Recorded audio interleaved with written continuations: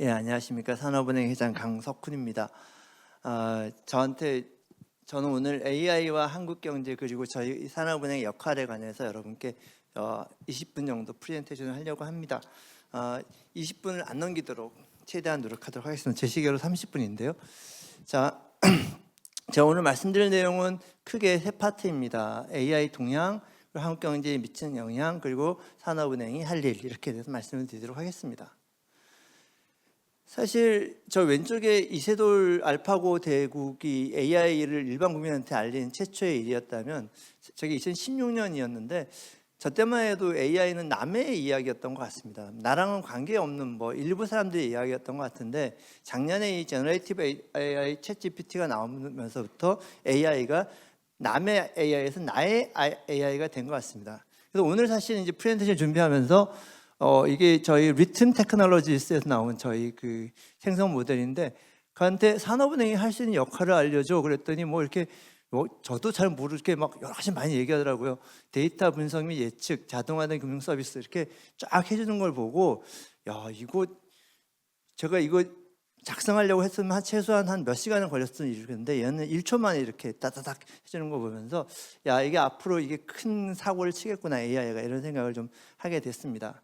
그래서 AI가 뭔가에 특히 최근에 제너레이티브 AI가 나오면서 AI가 뭔가에 대해서 한번 제 나름대로 저희 은행에서 정리한 거는 이제 AI가라는 거는 왼쪽에 이제 인간이 있고 인간은 크게 학습, 추론 능력을 가진 두뇌가 있고 또 지각 능력으로서 시각, 언어, 음성 이런 것들이 있는데 이게 이제 두뇌 파트는 이쪽에 머신러닝, 딥러닝을 통해서 두뇌 파트 역할을 새로운 이 유닛이 하게 되고 그다음에 시각을 그다음에 이미지 처리가 가능해졌고 그다음에 언어가 자연어 처리를 가능해졌고 음성 처리가 가능해졌다면 사실은 이렇게 새롭게 만들어진 이 유닛을 뭐라고 할 거냐?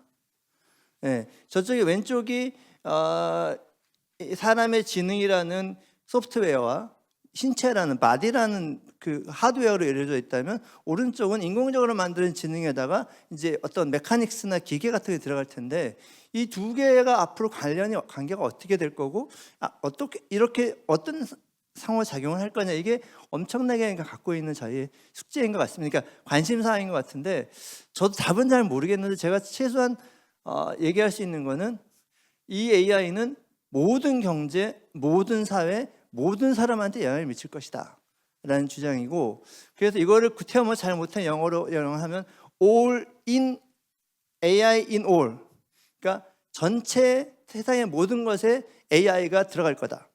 그 다음에 all in AI 세상의 모든 것이 또 AI 안으로 들어갈 거다.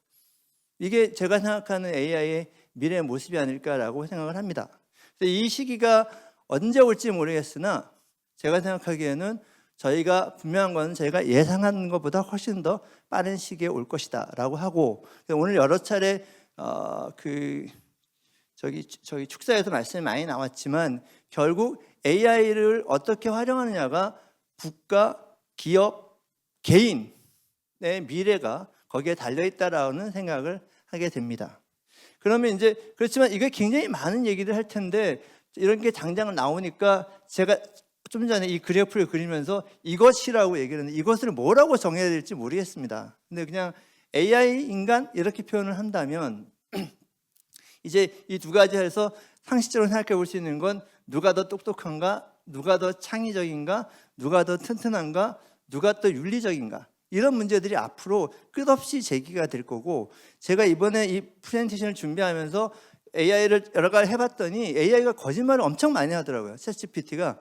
그다음에 데이터를 요구했더니 데이터를 막 조작해서 보여주더라고요. 이런 문제 시작해갖고 앞으로 많은 문제가 있을 텐데 그러나 이제 그러한 것 특히 마지막에 윤리적인가 이슈는 사실은 이제 에브리바디가 관심 있는 이슈이기도 합니다. 근데 이런 것들에 대해서는 이제 앞으로 점점 저는 풀려질 수 있는 문제라고 생각하고 또 컨센서스를 만들어야 되는 문제라고 생각하는데요.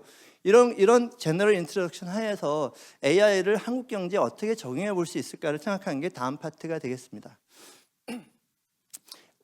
저는 AI를 통해서 한국 경제가 당면하고 있는 세 가지 핵심적인 이슈, 경제 성장률 하락, 인구 구조 고령화, 제조업의 위기, 이 세 가지가 제가 생각하기에는 한국 경제가 당면한 가장 핵심적인 문제인데 이 세 가지 문제를 어떻게 하면 풀 수 있을까 해서 하나의 제가 충동으로 돌리는 것은 이 세 가지 핵심적인 문제를 인공지능이 답이 될 수 있을까에 대한 첫 질문을 던지는 것이고요. 이 답은 정확하게 저도 확신할 수는 없으나 다음과 같은 생각을 하고 있습니다.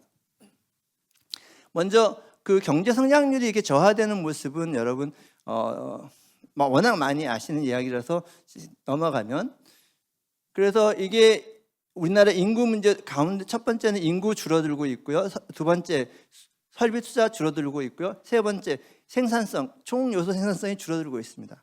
그러니까 경제 성장의 세 가지 요소, 자본, 노동, 생산성이 다 줄어들고 있는 이 상황인데 어떻게 이걸 리버스 할 거냐라는 생각을 한번 해보시면, 이 왼쪽 그림이 뭐냐면 저게 파란색이 우리나라 경제 성장률이 추세적으로 내려가는 모습을 보여주고 있고, 빨간색이 그런데 문제는 이게 경제 성장률이 내려가면서 총 생산성이 높아져야 되는데 저 빨간색이 생산성도 계속 내려가고 있다는 겁니다. 근데 결국 우리가 노동과 자본의 문제를 해결할 수 없다면 생산성을 해결해야 되는데 이게 우리 경제의 모습인데요. 우리 경제의 모습인데 여기 2010년대까지만 해도 이 녹색이 뭐냐면 그 총 요소 생산성 증가율입니다. 그래서 전체적으로 경제 성장이 떨어져도 이 총 요소 생산성이 3%대에서 버텨주고 있었기 때문에 당시에 우리 경제 성장률이 6%, 4%를 가고 있었던 건데요. 2010년도 이후로는 이 총 요소 생산성이 증가율이 3%에서 1%대로 떨어지면서 우리 경제 성장률이 2%대에서 머무는. 그러니까 결국 한국 경제가 이렇게 된 이 근본적인 이유는 뭐냐면 바로 노동 자본은 어차피 쉽지 않은 이슈인데 그 과정 중에 총 요소 생산성이 떨어졌기 때문이다라는 겁니다. 그럼 이거는 경제학 하시는 분 대부분 다 동의하는 내용인데, 그럼 어떻게 하면 총 요소 생산성을 높일 거냐? 그래서 제가 그럼 총 요소 생산성의 결정 요인이 뭘까에 대해서 챗GPT한테 물어봤습니다. 그랬더니 챗GPT가 얘기하기를 이런 것들이 결정 요인이라고 합니다.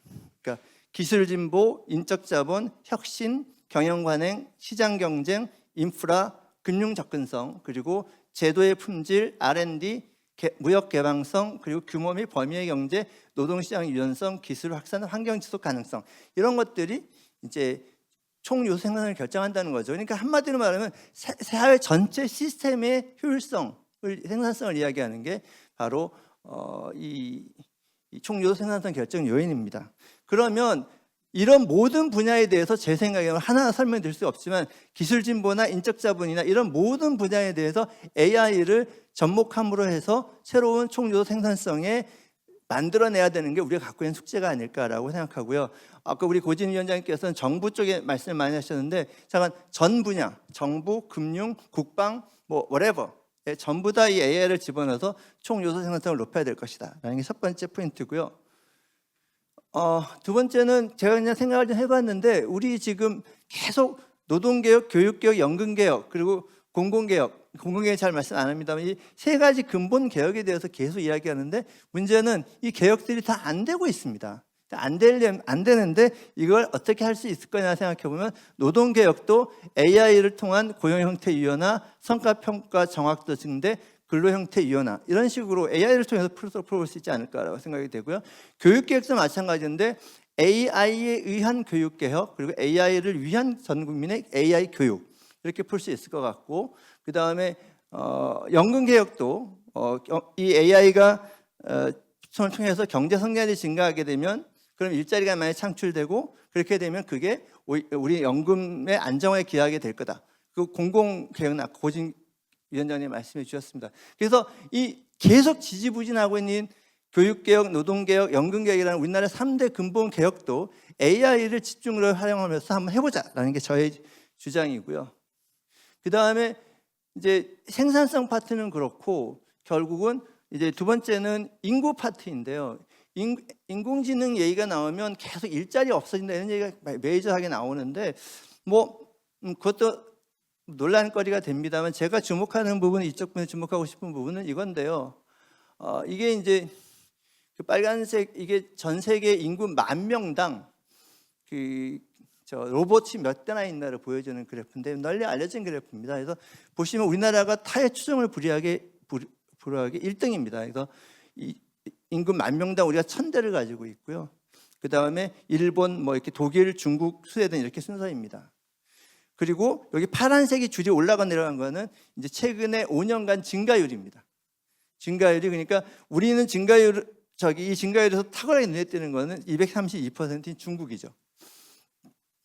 그래서 이 얘기는 다르게 말씀드리면 뭐냐면 각국이 특히 제조업을 하는 나라들이 모두 공통적으로 인구 감소의 문제에 직면하고 있고, 인구 감소 문제는 전부 이 대부분 상당 부분을 로봇이라는 걸 통해서 결국은 극복하고자 하고 있다라는 말씀인 것이고, 그러면 결국 우리 경제의 고전적인 툴이 노동 자본 그 생산성인데, 이 노동 내에 인간의 노동만을 감안할 거냐, 아니면 이 로봇의 노동력, 로봇의 또는 로봇의 지능까지 감안한 노동의 컨셉으로 할 거냐, 이런 이슈가 되는데, 제 생각엔 향후에 국가 간의 노동의 비교라는 것이 단순히 사람들의 숫자나 사람들의 지능과 비교하는 것이 아니라 그 나라가 갖고 있는 로봇이나 그 로봇이 갖고 있는 지능의 정도, 이걸 합친 것의 경쟁이 될 것이다라고 생각하면 우리나라의 인구 문제도 저는 이 AI를 통해서 풀 수 있지 않을까라고 생각을 하고 있습니다.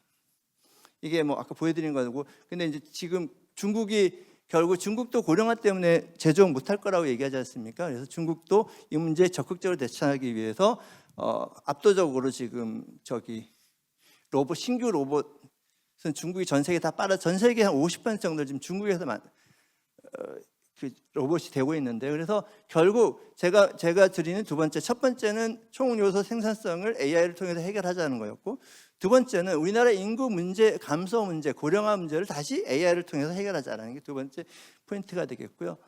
세 번째는 이제 자본입니다. 자본인데 우리나라 여러분 잘 아시다시피, 그러니까 전 세계적으로 우리나라의 2분 55초는 뭐죠? 무시해도 되나요? 괜찮나요? 예. 아니, 저 갑자기 시기가 나와서.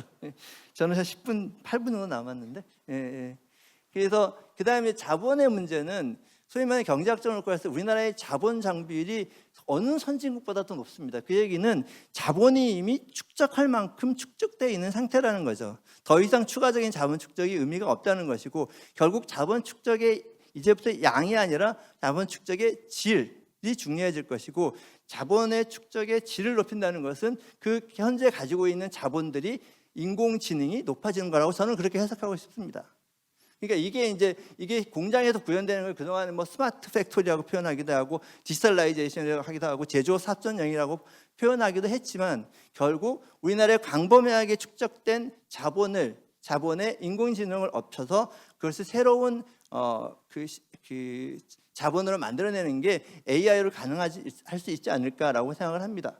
그리고 그게 하나의 파트라면, 다른 하나의 파트는 우리나라가 지금 새롭게 투자할 파트가 바로 그 AI 투자 확대인 것이죠. 그래서 디지털 교과서, AI 컨택트 센터, 그다음에 AI 신약, 차세대 메모리, 이런 것들은 당연히 AI 관련된 투자가 증대되는 것일 거고요.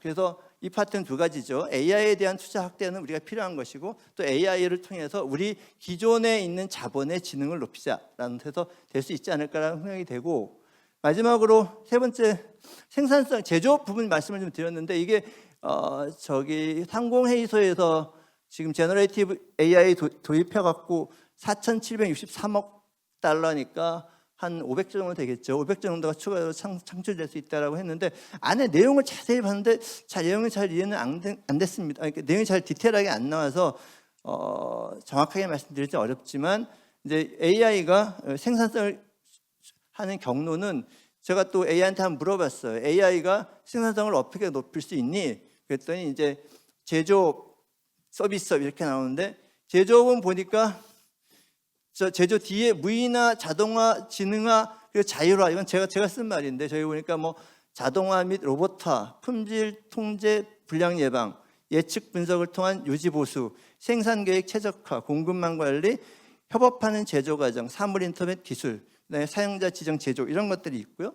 그다음에 서비스업 부분에 자동화된 고객 서비스, 그다음에 개인화된 마케팅, 그다음에 금융 서비스, 온라인 학습 플랫폼, 여행, 호텔, 의료 서비스, 물류, 인터넷 검색, 헬스케어, 호텔 및 레스토랑 관리. 그러니까 기본적으로는 제조업과 개인 서비스업에 전혀 영향을 안 미치는 곳이 전혀 없을 것이다. 그렇게 생각을 하는 것이죠. 그래서 이러한 부분을 통해서 우리나라가 다시 한번 전 산업의 경쟁력을 높이는 기제로 AI를 활용해 보자라는 제안을 드리는 거고요. 이런 걸 바탕으로 해서 이제 저희 은행이 어떤 일을 하고 있느냐를 말씀을 드리는 것을 하겠습니다. 지금 저희 그 정보통신기획평가원의 자료에 의하면 한국의 지금 AI 수준은 여기 보시면 미국을 중심으로 해서 1.3년 정도 떨어진 것으로 뒤처지는 것으로 나와 있고요.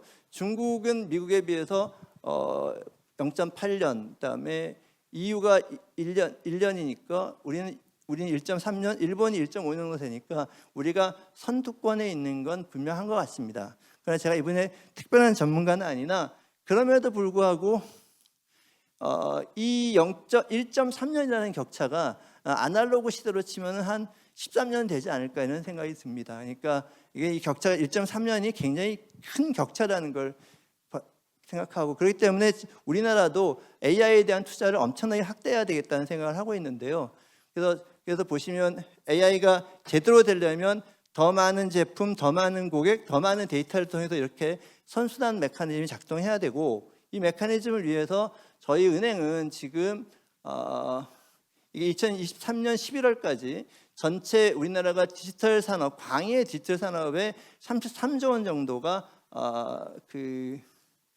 금융 지원이 이루어졌는데 저희 은행이 27.8% 8조 원으로 저희가 약 반을 4분의 1 좀 이상을 담당하고 있고요. 앞으로도 이 분야에 대한 금융 지원 제가 은행에 있는 한 또는 우리 은행의 기조로 앞으로 이걸 훨씬 더 확대해야 될 것이다라는 확대할 것이다는 말씀을 드리고요.